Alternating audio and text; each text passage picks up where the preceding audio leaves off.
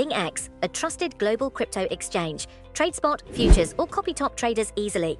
Sign up via the link or referral code to get 30 USDT instantly, plus up to 1,500 USDT in bonuses for verification, deposit, and trading.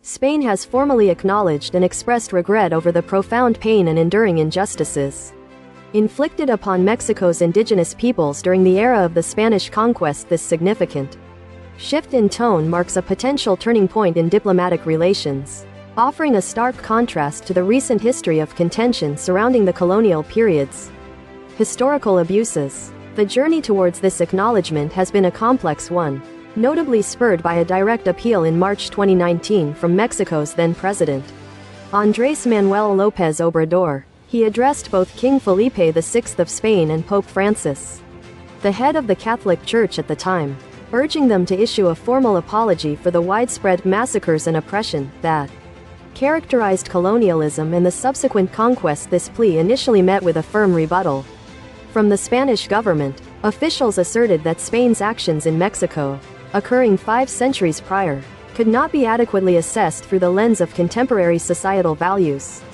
They advocated for a historical perspective that transcended resentment, emphasizing the importance of viewing this shared past from a common, unified standpoint.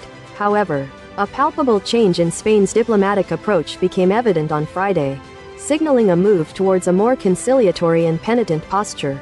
Speaking at the inauguration of a significant exhibition in Madrid, an event specifically dedicated to celebrating the indigenous women of Mexico, Spain's Minister of Foreign Affairs, José Manuel Albaraz, offered a reflective commentary on the intertwined histories of the two nations. He described the shared past as a very human history, acknowledging that, like all human narratives, it encompasses both moments of brilliance and periods of profound darkness. Crucially, he articulated, and there has also been pain and injustice towards the indigenous people to whom this exhibition is dedicated. There was injustice, and it's right to recognize that today and to be sorry for that, because it is also part of our shared history, and we can neither deny nor forget it. These carefully chosen words arrived just 4 days after Mexico's current president, Claudia Sheinbaum, reiterated the nation's ongoing call for an apology.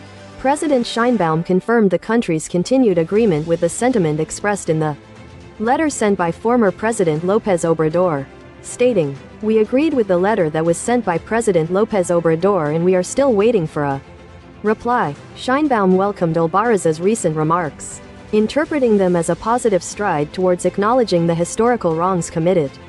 She characterized the Spanish minister's statement as a first step, and it speaks to the importance of what we've always said, that apologies ennoble governments and peoples, emphasizing the dignifying nature of such acts. She added, "It's not humiliating, it's just the opposite." Congratulations to the foreign minister of the Spanish government, particularly in this year of the indigenous woman. The historical backdrop to these evolving diplomatic conversations is the momentous conquest of Mexico, which commenced in 1519. This pivotal period saw Hernán Cortés lead a contingent of hundreds of Spanish soldiers, armed with advanced weaponry and inadvertently carrying devastating diseases like smallpox. Their campaign was further aided by alliances forged with indigenous groups who harbored animosity towards the ruling Aztecs. The culmination of this military endeavor was the fall of the magnificent Aztec capital, then known as Tenochtitlan. 2 years later, following the conquest, the Spanish embarked on a systematic process of imposing Catholicism upon the indigenous populations, fundamentally altering the cultural and religious landscape of the region for centuries to come. The echoes of this profound historical event continue to resonate, shaping ongoing dialogues about memory, justice, and the complex legacy of colonialism.